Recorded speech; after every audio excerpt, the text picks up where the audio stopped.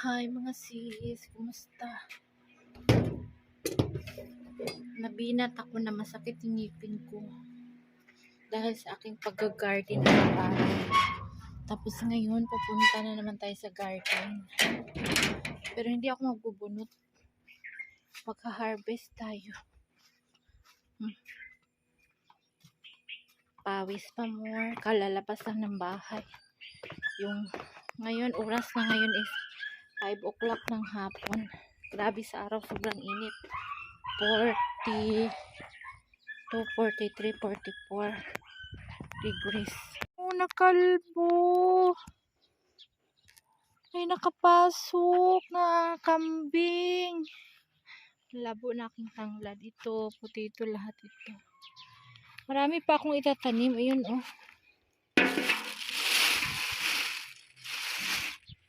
Patubuin muna natin ang todo. Yan, mga potatoes yan. Oh, yung aking cucumber, may nakapasok, kinain pati yung okra, oh.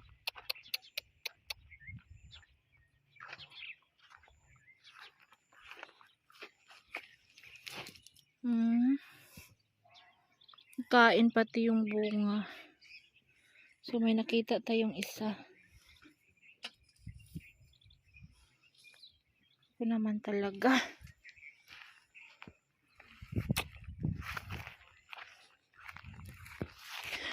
Ay, yung sili natin.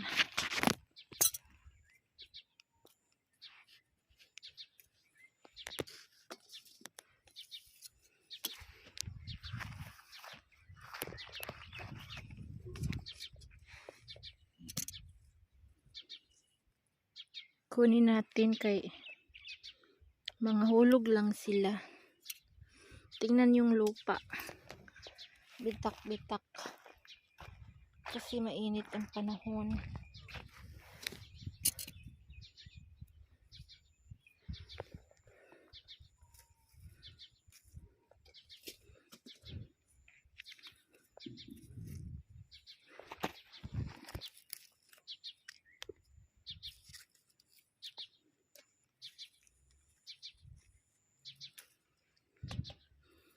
Grabe, para kang nagsasauna bath.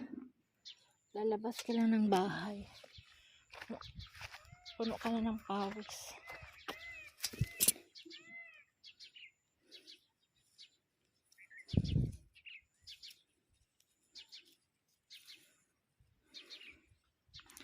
Malambot yung bunga niya. Hindi siya kumakapit masyado kasi kulang sa tubig. Madidiligan lang to sila kapag pag may laman yung tangke namin na para sa CR. Pag wala talaga, hindi na kasi ako makabuhat ng mabigat kasi dati hanggang alas 12 ng gabi nagdidilig ako. Ayun guys, binat ang resulta. Sumakit lahat ng ngipin. Tingnan nyo, nalaos na siya sa sobrang init. Kailangan siya diligan.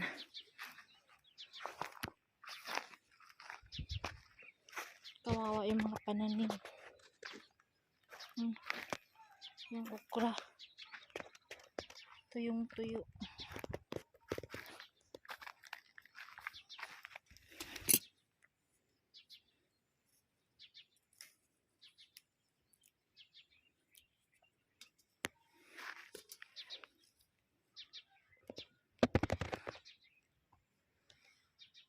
Mamulaklak yung aking sapula. Maliliit na klaseng sili ito. Ay naku, dito na tayo sa ating, kahit maliit pa sila, harvestin na kita kasi wala akong ulam.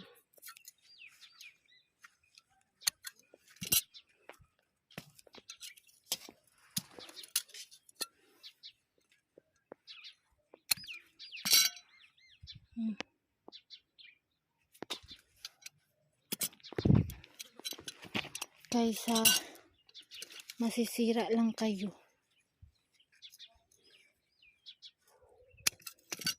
failure ang ating pananim ngayon mga sis. Hala! Nawala lahat ang mga laman ng kamatis. Ay. Kinain ng kambing talaga ito. Ang daming bunga noon. Wala nang natira.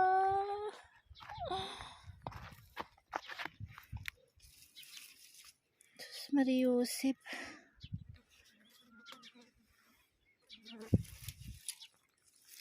May nakapasok talaga ito. Putol-putol yung mga ano.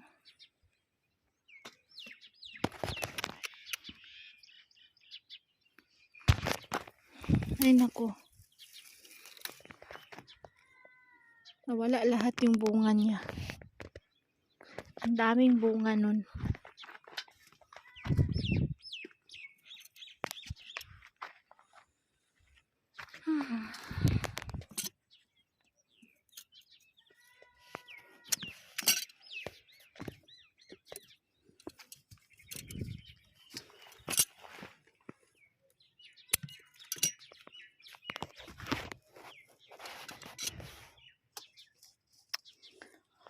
Ay. Grabe. May nakapasok na kambing. Ito lang yung ating naani. Yung okra ko marami na sana yung bunga. Kaso kain ng kambing. Ay. Pati yung cucumber.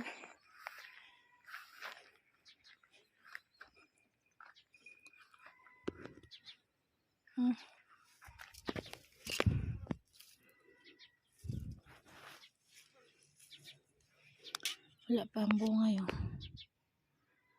Ay, yung aking ngipin nagkukontract. Masakit yung aking mga ngipin. Naggamot ako ng 3 days. Tapos sabi ng doktor, bubunutin after 3 days. Safe pa yun mga sis, magbunot ng ngipin kahit diabetic.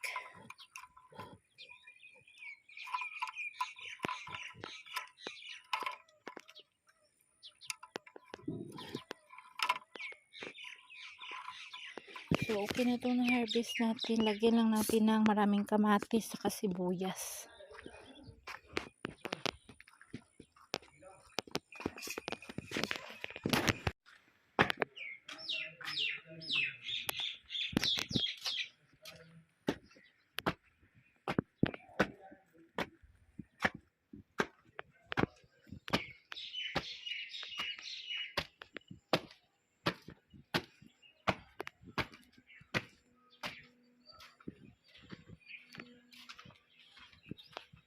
Hi!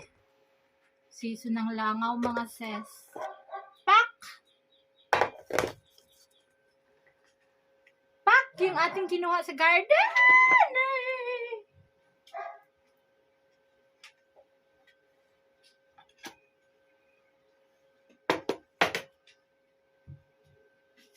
Tapon yung suka mga sis. Ay, nakauna pala yung video. Pak! Salad na may maasim na mangga.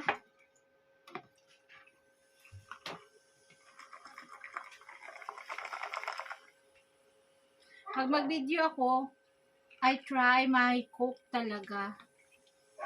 Ito, tinago-tago ko to sa rep. Ay, wag kang lumapit kaya masira yung video ko sa me. Akin yung white na cup ko, day. Mega guitar! Yung wire ko kasi is magalaw-galaw. Grabe kasi pawis, tumutulo lang yung pawis. Burn out. Battery lang ako. Yung aking rice is white rice. Tapos lagkit-lagkit siya. Kahapon ko to siya sinaing. Nilagyan ko siya ng suka para hindi mapanis. Kasi ba naman dito, sinaing mo kaninang umaga, mapanis ka agad mamayang gabi. Ganun kagaling, ganun kainit. So, imikos-mikos na natin yung ating salad. Itong mangga ko, hindi to matamis. Yung malaking variety na mangga nila dito. Ako magba-run out na yung battery ko. Ubus na. Yung mangga, pilit pinapahinog kahit maliit pa. Kaya, hindi siya maasim. Hindi siya matamis, maasim. Yung aking salad is meron siyang talong, kamatis, sili, luya, sibuyas. Kayo rin, Bats? Lagi kaming brand out dito mga sis. May mangga, kamatis, ulam na. May lemon. Ano pang hanap? Galing sa aking garden. Yung aking okra is nag-iisa.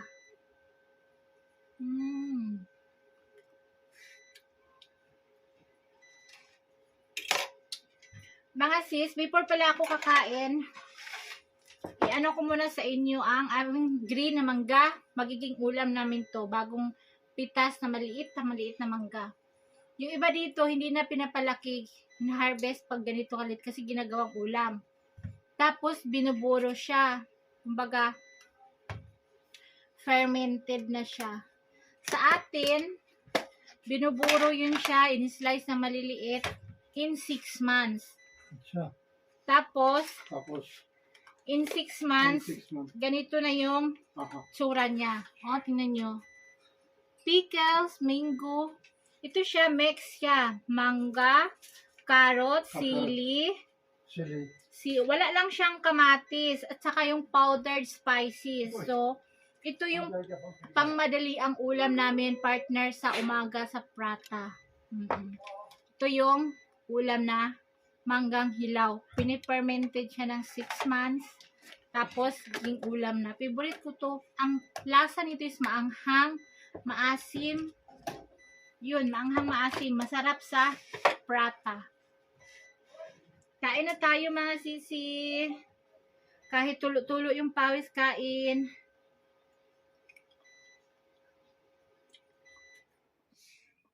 Ha ha ha.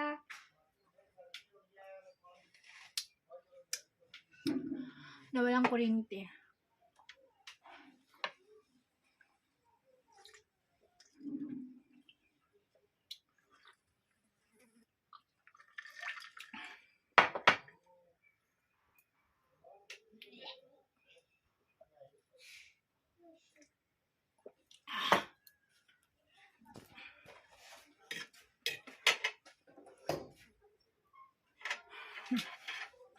Kumakain ka, tumutulo yung pawis mo. Maya balik yung kuryente, mga ano. Ilang oras pa ba? Ganun yung kuryente namin dito. Every 1 hour na mamatay.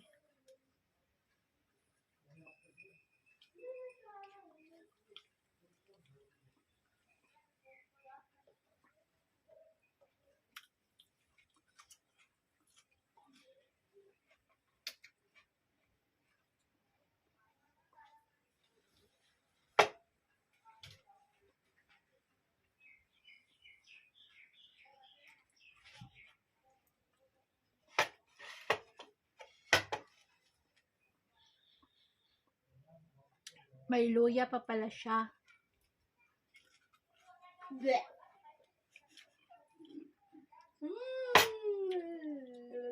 May cucumber pala. Yung isang cucumber ko na harvest sa garden.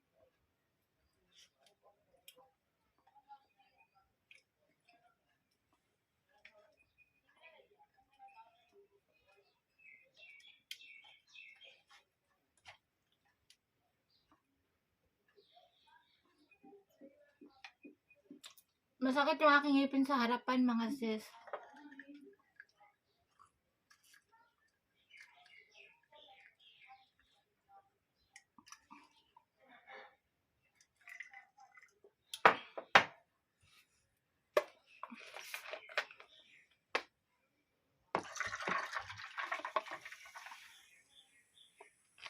Minsan lang naman ako mag-soft drinks kapag nag-video.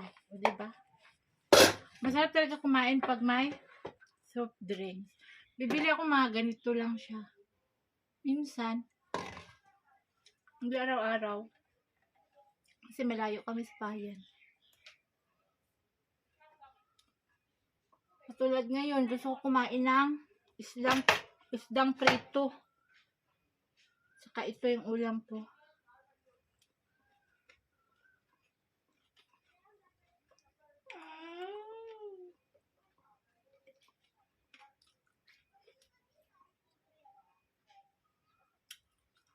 Cucumber. Hanggang bukas pa itong salad ko.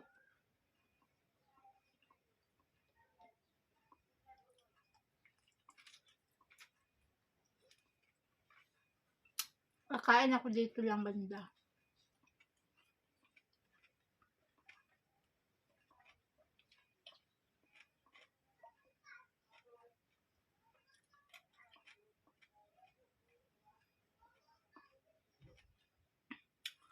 Hindi makaboilo mga sis.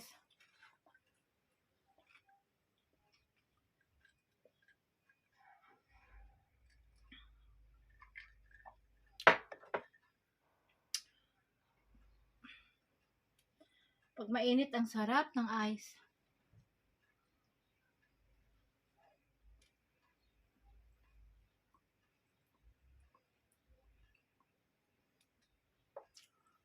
Tingnan yung mangga na pilit pinapahinog. May white, may yellow.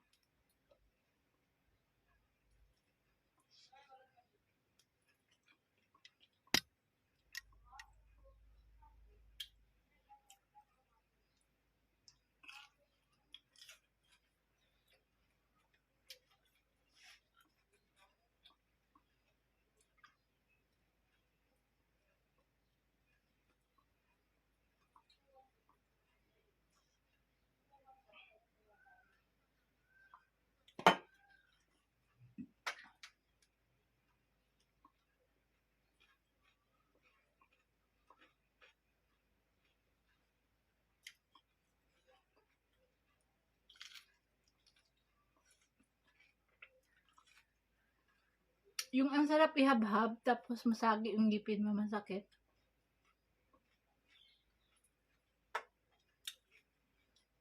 Be careful talaga. Mga sis, Ma'am Bella yung ko especially mention kasi you are a doctor. Magpaibunot ako ng ngipin, madam. Dito sa harap banda. In-x-ray to yung ngipin ko, in-x-ray. Sorry ha, madali mo lang light brown out. In-x-ray, nakita siya na nag-ano na siya na infection na siya. Kumbaga, nagnanana na siya. Kasi, other day, one day na ako naggagamot, tag-inom ng gamot. May antibacterial ata yun. Tapos sa sakit, 3 days ako mag-inom, tapos pag wala ng sakit, saka bunutin. Dati, before, hindi ito mahawakan. Pati pag inom ng tubig, nahihirapan ako. Kaya nag-suggest talaga ako na ang punta na sa doktor. Hindi na ako makakain.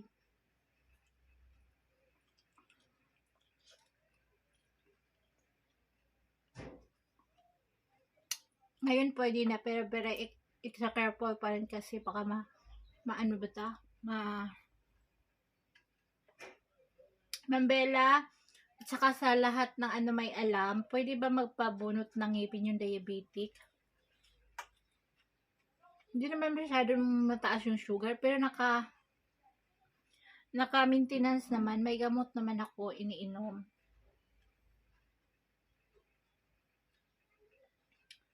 So, yun. Pwede naman siguro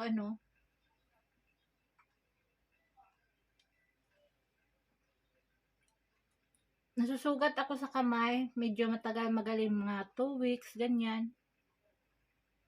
Matagal siya gagaling kasi diabetic ako. Pero yung bubunutan ko ng ngipin, sasabihin ko nga, bigyan ako ng magandang gamot kasi Baka ma-infection ako. Kasi diabetic patient ako, sasabihin ko talaga sa kanya.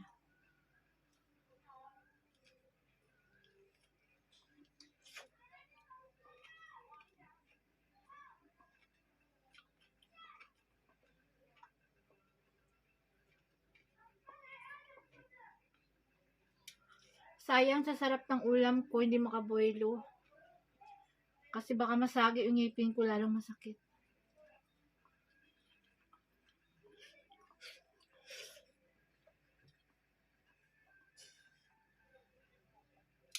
Guys, ang mangga hindi matamis sa maasim.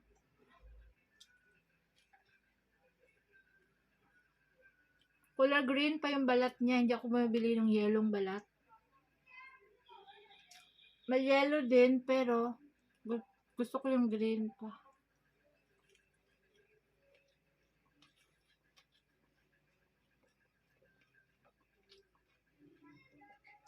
Yung sibuyas ko, fresh from the garden din to, tanim natin.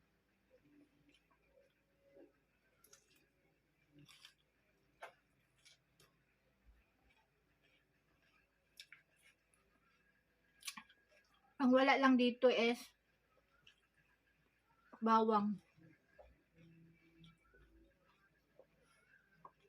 Suka, lemon, tas kunting asin. Ang sarap-sarap.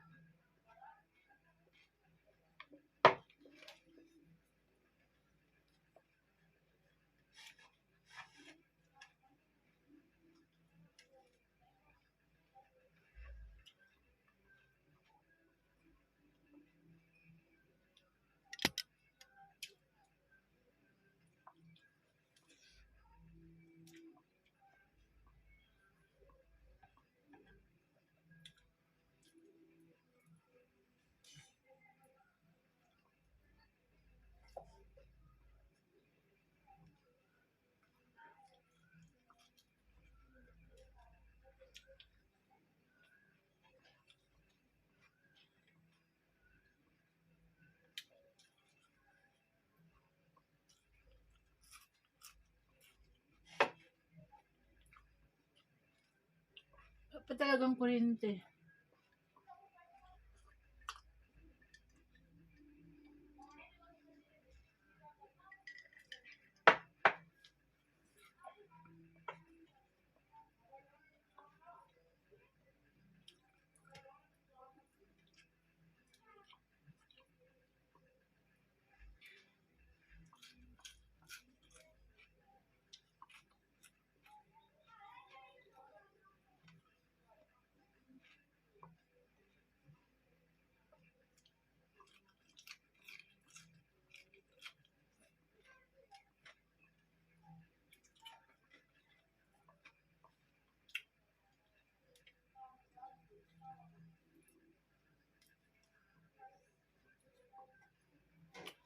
Bye! Thank you for watching mga sis. Magdahan-dahan mo na akong kumain.